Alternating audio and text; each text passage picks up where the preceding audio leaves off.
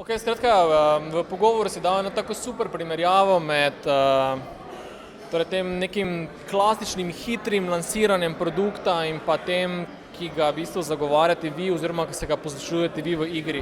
Mogoče ena taka primerjava z enim super citatom.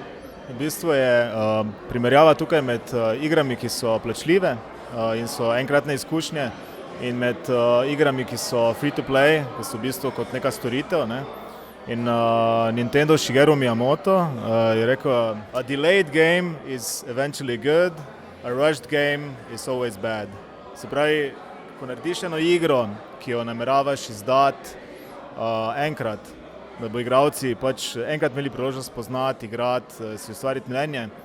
In če je v bistvu tvoj glavni faktor pri izdajanju čas, ne, če v bistvu nisi sposoben predstavljati svojega roka in poskrbeti za to, da bo igra resnično dobra, ne, da se ti lahko zgodi, da daš ven slab produkt, ki bi ga mogoče z pol leta več časa lahko naredil dobrega, ne.